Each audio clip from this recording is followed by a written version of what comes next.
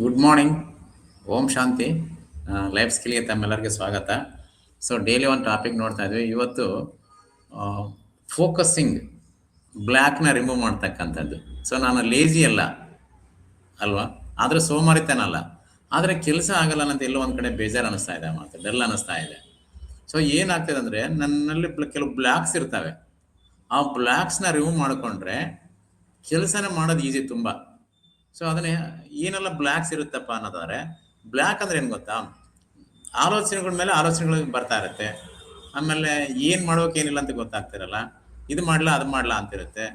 ಆಮೇಲೆ ಇದೆಲ್ಲ ಬ್ಲ್ಯಾಕ್ ಸಮ ಮಾತು. ಅಂದ್ರೆ ಮೈಂಡ್ನ ಬ್ಲ್ಯಾಕ್ ಮಾಡುತ್ತೆ. ಅಂದ್ರೆ ನಾನು ಮಾಡ್ತಕ್ಕಂಥ ವಿಷನ್ ಅಥವಾ ನಾನು ಮಾಡ್ತಕ್ಕಂಥ ಕೆಲಸಕ್ಕೆ ತೊಂದರೆ ಕೊಡ್ತಾ ಹೋಗುತ್ತಮ್ಮ ಮಾತು.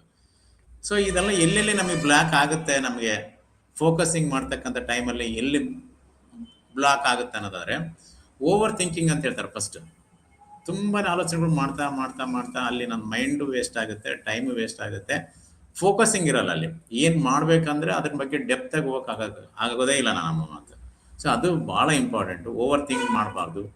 ಆಮೇಲೆ ಮೆಂಟಲ್ ಕ್ಲಟ್ಟರ್ ಆಗಿರ್ಬೇಕು, ಕರೆಕ್ಟ್ ಕ್ಲಾರಿಟಿ ಇರ್ಬೇಕಮ್ಮ. ಏನು ಮಾಡಬೇಕು, ಏನು ಮಾಡಬಾರ್ದು, ಎಷ್ಟು ಟಾಸ್ಕ್ ಇದೆ, ಎಷ್ಟು ಟೈಮ್ ತಗೊಳುತ್ತೆ, ಇದನ್ನ ಮೆಂಟಲ್ ಕ್ಲಟ್ಟರ್ ಅಂತ ಕರಿತೀವಿ. ಆಮೇಲೆ ಕನ್ಫ್ಯೂಷನ್ ಇರಬಾರ್ದು ಜಾಸ್ತಿ ವರ್ಕ್ಗಳಲ್ಲಿ. ಈ ಕನ್ಫ್ಯೂಷನ್ ಇರೋದ್ರಿಂದ ಏನಾಗುತ್ತೆ, ಮೈಂಡ್ ಡಿಸ್ಟರ್ಬೆನ್ಸ್ ಆಗ್ತಾ ಹೋಗುತ್ತಮ್ಮ ಮಾತು. ಈ ಕನ್ಫ್ಯೂಷನ್ ತಕ್ಕೊಂಡ್ಬಿಟ್ಟು ಕ್ಲಾರಿಟಿ ತಗೊಂಡ್ರೆ ಖಂಡಿತವಾಗಿ ನಾವು ಇದನ್ನ ಆಗ್ತೇವೆ ಮಾತು. ಬ್ಲ್ಯಾಕ್ ತೆಗಿಬೋದು, ಫೋಕಸ್ ಮಾಡ್ಬೋದು. ಯಾವಾಗ ನಾನು ವರ್ಕ್ ಮೇಲೆ ಫೋಕಸ್ ಮಾಡ್ತೀನಲ್ಲ, ಸಕ್ಸಸ್ ರೇಟ್ ಜಾಸ್ತಿ ಇರುತ್ತೆ. ಜಸ್ಟ್ ಲೈಕ್ ನೋಡ್ರಿ, ಒಂದು ಬೂತ್ ಕನ್ನಡಿನ ಒಂದು ಪೇಪರ್ ಮೇಲೆ ಹಂಗೆ ಸೂರ್ಯಕಿರಣಕ್ಕೆ ಇಟ್ಟರೆ ಅದೊಂದು 2 ನಿಮಿಷಕ್ಕೆ ಶಾರ್ಪ್ ಆಗಿ ಪೇಪರ್ ಸುಟ್ಟು ಹೋಗ್ತದೆ. ಫೋಕಸ್ ಅಂದ್ರೆ ಹಂಗಿರ್ಬೇಕು ಆ ಥರ ಇದ್ದಾಗ ರಿಸಲ್ಟ್ಸ್ ತುಂಬಾ ಫಾಸ್ಟ್ ಆಗಿರೋದು ಮತ್ತೆ. ಹಂಗಾರೆ ಇದನ್ನ ಹೆಂಗಮ್ಮ ನಾವು ತೆಗಿಬೋದು ಬ್ಲ್ಯಾಕ್ಸ್ನ ಅಂದ್ರೆ, ರೆಗ್ಯುಲರ್ ಆಗಿ ಒಂದು 5 ನಿಮಿಷ 10 ನಿಮಿಷ ಮೆಡಿಟೇಷನ್ ಪ್ರತಿದಿನಲೂ ಮಾಡಬೇಕು, ಬೆಳಗ್ಗೆ ಮತ್ತು ಸಾಯಂಕಾಲ. ಸೊ ಇದರಿಂದನೇ ನಾವು ಈ ಬ್ಲ್ಯಾಕ್ಸ್ನ ತೆಗೆಯೋದಕ್ಕೆ ಸ್ವಲ್ಪ ಹೆಲ್ಪ್ ಆಗುತ್ತೆ. ಮ್ಯಾಕ್ಸಿಮಮ್ ಅದನ್ನೇ ಹೇಳ್ತೀವಲ್ಲ, ಎಲ್ಲ ಪುಸ್ತಕದಲ್ಲೂ ಅದನ್ನೇ ಬರೀತಾರೆ. ಈವನ್ ನನ್ನ ಅನುಭವದಲ್ಲೂ ಕೂಡ ಕರೆಕ್ಟ್ ಅದು. ಈವನ್ ಬ್ಲ್ಯಾಕ್ಸ್ ತೆಗಿಬೇಕು ಅಂದ್ರೆ ಖಂಡಿತವಾಗಿ ಮೆಡಿಟೇಷನ್ ಕಂಪಲ್ಸರಿ ಮಾಡಲೇಬೇಕು. ಆಮೇಲೆ ಪ್ರತಿದಿನಲೂ ಡಸ್ಟ್ಬಿನ್ ತರ ಏನು ನನ್ನ ಥಾಟ್ಸ್ ಎಲ್ಲ ಕ್ಲಿಯರ್ ಆಗಿರುತ್ತೆ, ಮೈಂಡಲ್ಲಿ ಶೇಖರಣೆ ಆಗಿರುತ್ತಲ್ಲ, ಅದನ್ನ ಕ್ಲಾರಿಟಿ ಅಂದ್ರೆ ಕ್ಲಿಯರ್ ಮಾಡ್ಕೊಂತ ಹೋಗ್ಬೇಕು ಪ್ರತಿದಿನಲೂ. ಇಲ್ಲಾಂದ್ರೆ ಅದು ಬ್ಲ್ಯಾಕ್ ಆಗ್ತಾ ಹೋಗುತ್ತೆ ನನ್ನ ಮೈಂಡ್ ಪೂರ್ತಿಯಾಗಿ. ಸೊ ಅಂದ್ರೆ ಕೆಳಗಡೆ ನಮ್ಗೆ ಕ್ಲಾರಿಟಿ ಕೊಡಲ್ಲ, ನೆಕ್ಸ್ಟ್ ಡೇ ನನಗೆ ವಿಷನ್ಸ್ ಕೊಡಲ್ಲ ಮಾತು. ಇದು ಒಂದು ಇಂಪಾರ್ಟೆಂಟು. ಆಮೇಲೆ ಒಂದು ಕೆಲಸನ ಒಂದೇ ಸಾರಿ ಮಾಡ್ತಕ್ಕಂಥದ್ದನ್ನ ನಾವು ಫಸ್ಟ್ ಅಭ್ಯಾಸ ಮಾಡ್ಕೋಬೇಕು. ಒಂದ್ ಸರಿಗೆ 2-3 ಕೆಲಸ ಮಾಡಕ್ ಹೋಗ್ತೀವಿ, ಅದು ಡಿಸ್ಟರ್ಬ್ ಆಗುತ್ತೆ. ಒಂದು ಕೆಲಸ ಮಾಡ್ತಿರ್ತೀವಿ, ಇನ್ನೊಂದು ಥಾಟ್ ಬರುತ್ತೆ, ಮತ್ತೆ ಅದ್ರ ಮೇಲೆ ಕೇಂದ್ರೀಕರಿಸ್ತಿ ಬಿಡ್ತೀವಿ ನಾವು. ಇದು ತಪ್ಪು. ಸೊ ಇದನ್ನ ನೋಡ್ಕೋಬೇಕು. ಆಮೇಲೆ ಫೋಕಸ್ ವಿಂಡೋ ಅಂತ ಹೇಳ್ತಾರೆ. ಫೋಕಸ್ ವಿಂಡೋ ಅಂದ್ರೆ ಅನಲೈಸ್ ಮಾಡ್ಕೋಬೇಕು, ಯಾವುದನ್ನ ಫಸ್ಟ್ ಮಾಡಬೇಕು, ಯಾವ್ದನ್ನ ನಂತರ ಮಾಡಬೇಕು, ಯಾವ್ದನ್ನ ಹೆಂಗ್ ಮಾಡಬೇಕು ಅಂತ ಹೇಳ್ಬಿಟ್ಟು. ಸೊ ಇದನ್ನ ಮಾಡೋದ್ರಿಂದ ಫೋಕಸ್ ಮಾಡೋದೇ ತುಂಬಾ ಸುಲಭ ಅನ್ಸುತ್ತೆ.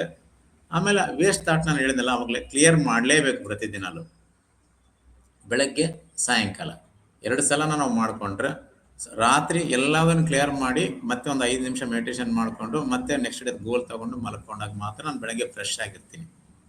ಬೆಳಗ್ಗೆ ಎದ್ದ ತಕ್ಷಣ ಒಂದು ಸ್ವಲ್ಪ ಹೊತ್ತು ಮೆಡಿಟೇಷನ್ಸ್ ಮಾಡಿಕೊಂಡು ಗೋಲ್ಸ್ನ ವಿಜುವಲೈಸೇಷನ್ ಮಾಡಿಕೊಂಡು ಕೆಳಗಡೆ ನಾವು ಹೊರಟಾಗ ಕ್ಲಾರಿಟಿ ತುಂಬ ಚೆನ್ನಾಗಿರುತ್ತೆ. ಫೋಕಸಿಂಗ್ ಅಂತೂ ಬ್ಯೂಟಿಫುಲ್ ಆಗಿರುತ್ತೆ. ನಾವು ಅಂದ್ಕೊಂಡು ಕೆಲಸನ ಸಾಧನೆ ಮಾಡಲಿಕ್ಕೆ ಭಾಳ ಯೂಸ್ಫುಲ್ ಆಗುತ್ತೆ. ಸೊ ಇದು ಮಾಡೋದ್ರಿಂದ ಏನೆಲ್ಲ ಬೆನಿಫಿಟ್ ಅಪ್ಪ ಹಂಗಾರೆ, ಫೋಕಸ್ ಮಾಡೋದ್ರಿಂದ, ಮೆಡಿಟೇಷನ್ ಮಾಡೋದ್ರಿಂದ ಅಂದರೆ ಮೈಂಡ್ ಕಾಮ್ ಆಗಿರುತ್ತೆ. ಆಮೇಲೆ ಏನು ಮಾಡ್ತಿದ್ದೀನಿ ಅದ್ರ ಮೇಲೆ ತುಂಬ ಕ್ಲಾರಿಟಿ ಇರ್ತೈತೆ ನನಗೆ. ಆಮೇಲೆ ಕೆಲಸನ ಫಾಸ್ಟಾಗಿ ಮಾಡೋದಕ್ಕೆ ಅನುಕೂಲ ಆಗುತ್ತೆ, ಟೈಮ್ ಡಿಲೇ ಆಗಲ್ಲ.